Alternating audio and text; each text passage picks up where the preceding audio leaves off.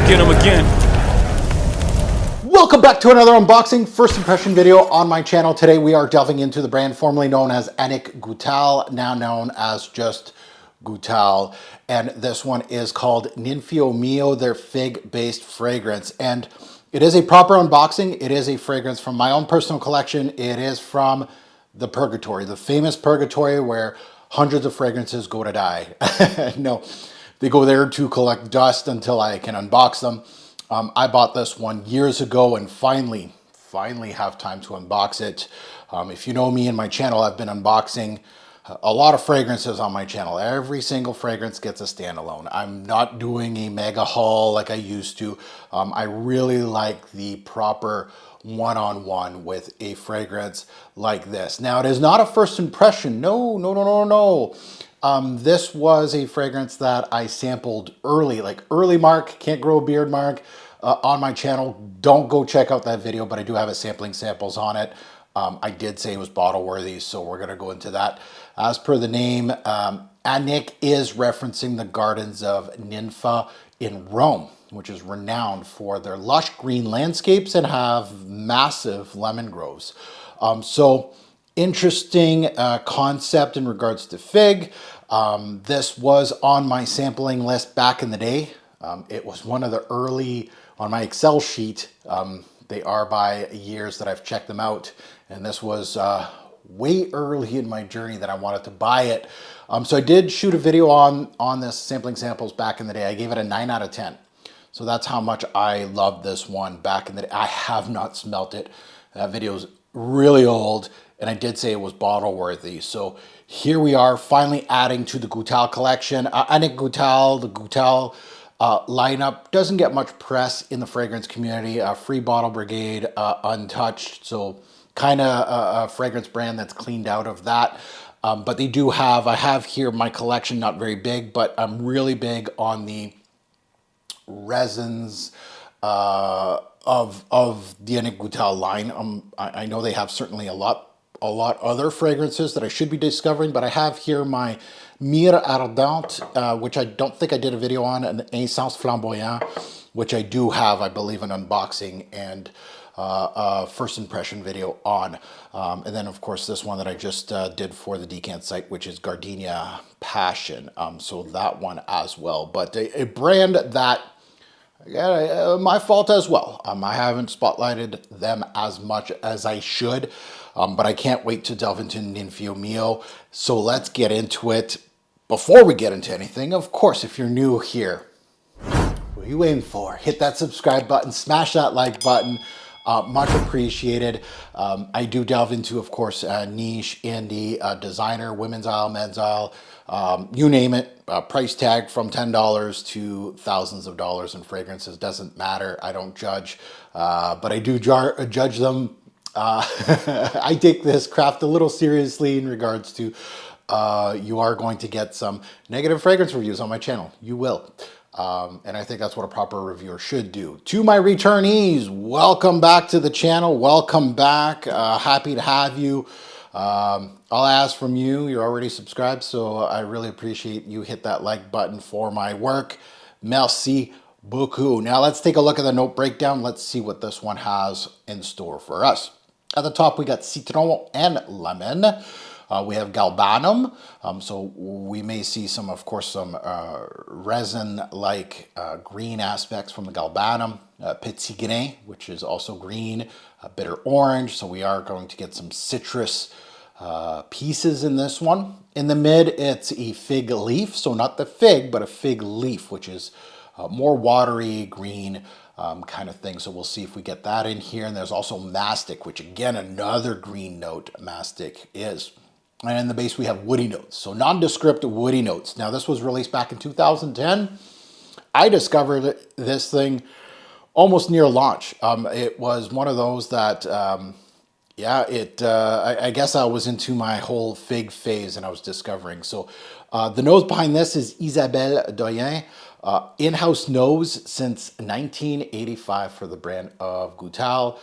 She has done some Naomi Goodsers as well, but her resume is mostly Goutal fragrances. Now, looking at pricing, brand isn't uber expensive. They've really haven't jacked up their prices, unlike other brands. So you're looking at retail $200 USD for a 100 ml bottle, and you can find this at discounters. It has its lull points. That is one thing I've noticed with Ninfeo Mio is that, and what I mean by lull points is basically you can't find it at discounters anywhere.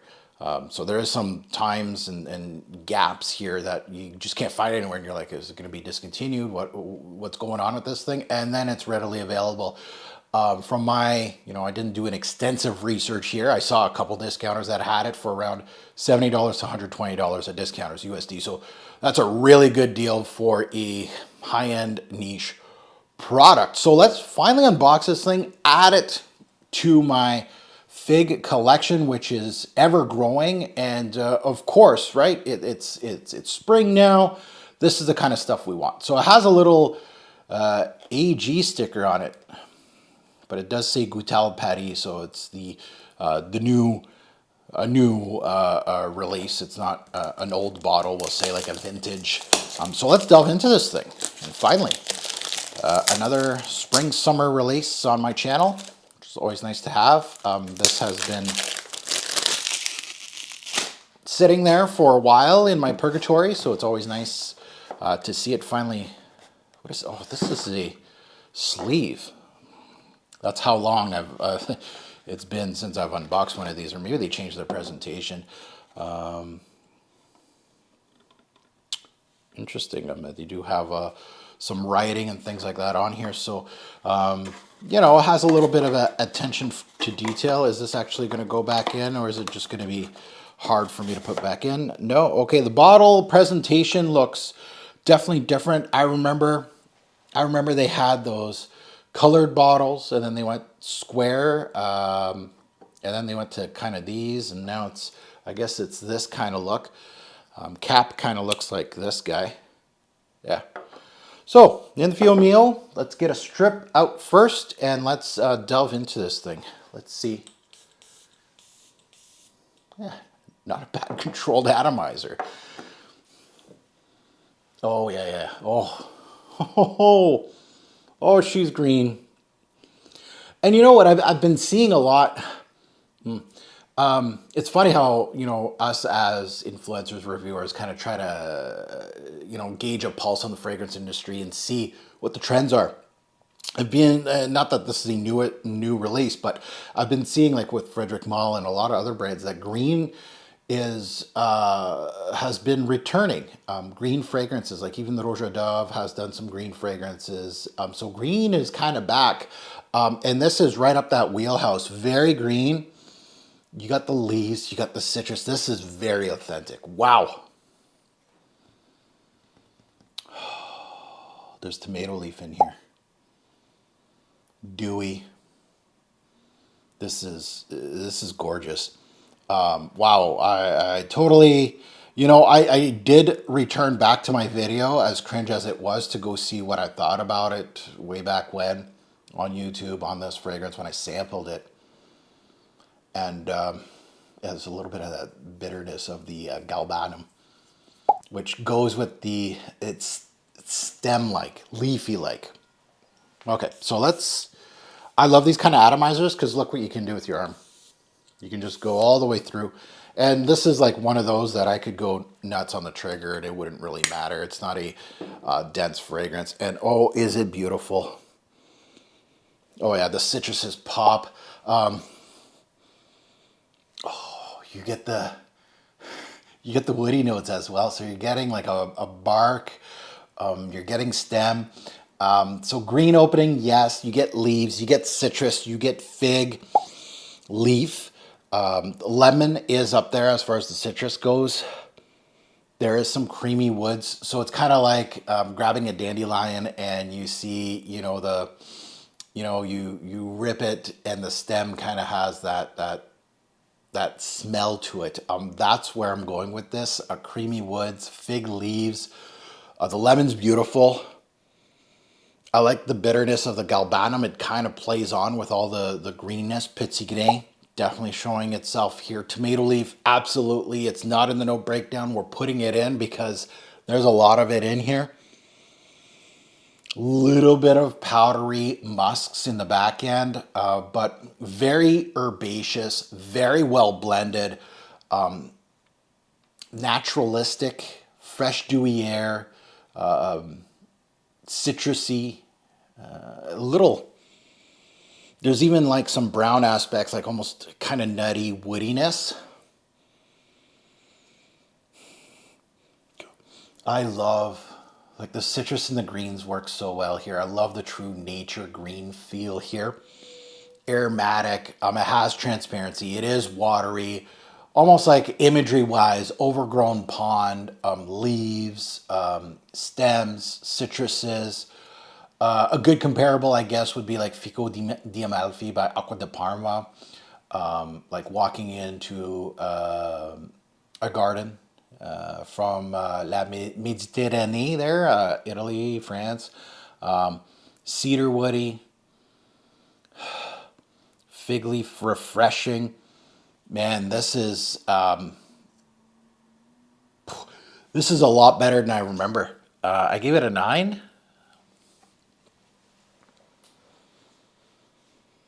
For fresh fragrance, 9.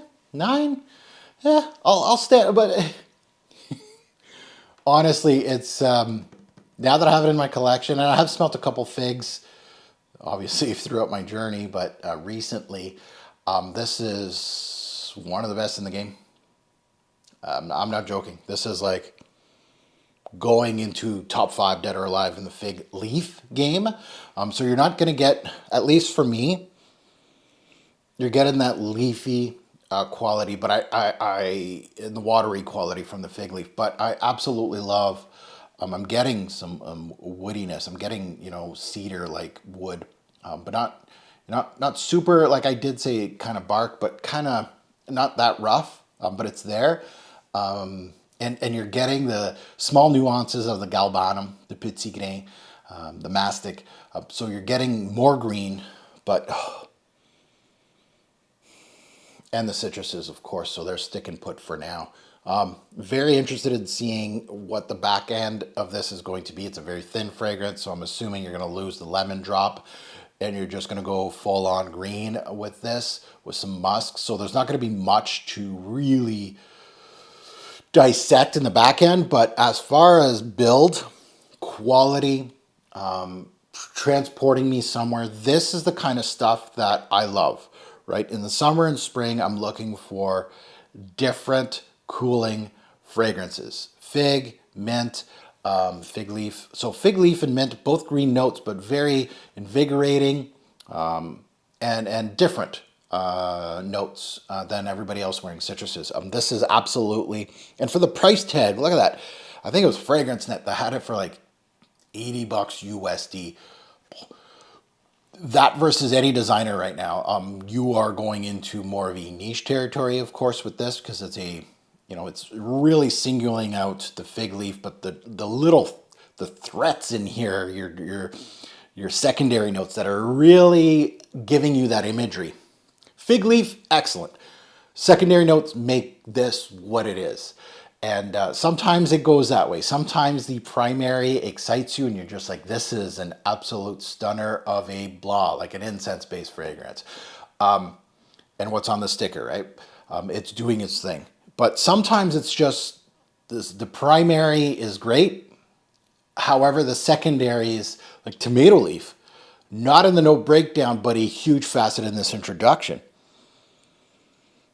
Gorgeous, gorgeous scent. How did I wait so long to get Ninfeo Mio? And I know for a fact, in the past, let's say 10 years or even more, I've been looking for this. I think I even got mine at Fragrance Net, to be quite honest, like 3 years ago. I was like, oh, Ninfeo Mio is available, and it's super cheap. It's like $100 Canadian, obviously, with shipping and everything.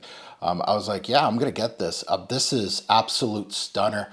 This may make, I know I always talk about my list, and a lot of you are going to be like, where are your lists? You don't make lists anymore.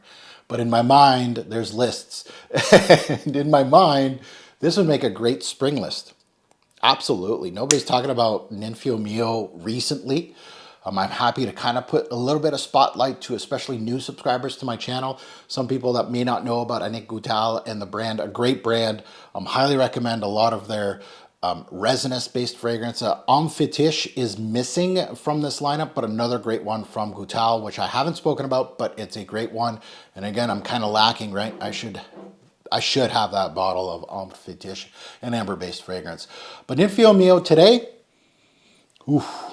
this is a good one, really good one. Very happy with it. Refreshing, uplifting, natural, green. It puts you in a garden. It references the garden of Ninfa in Rome, which is known for their lush green landscapes and massive lemon grove. Is there a pond in that garden? I'm assuming so. There's a watery aspect. Gorgeous. Ninfeo Mio. Very much on the short list of fig leaf based fragrances that I would recommend. 100%. But you have to like tomato leaf. There's a wallop of it up top. So you may not like that. But I think it plays on with the rest of the notes so well. Okay, now that you've heard my take, I'd love to see yours in comments below. Good, bad, and the ugly about Ninfeo Mio. Please, please share if you have smelt this fragrance. There's not a lot of us out there that have smelt this one. Good, bad, and the ugly, right? You can defer from what I said. You can pan this thing. You can say, Mark, give it that extra point. It is a 10 out of 10. You can say it's a mid fig leaf fragrance. I love hearing different facets on fragrances on my channel. It's kind of like a little mini base notes. The comment section will kind of tell you the gauge of the fragrance community a little bit. So I'm a little stunned on how good it was. Like, yeah, young Mark had some pretty good taste, so I recommend his videos. He when he gives 9s and 10s, I should probably listen to him. Nothing's changed here. This is a 9. The only thing that could change is I think it possibly could be a 10 for fig leaf fragrance. It is so well. This is just an introduction, but beautiful. And as always, a great pour fragrance will make a lasting impression. Choose your scent wisely. Thanks for watching, YouTube. Have a good one.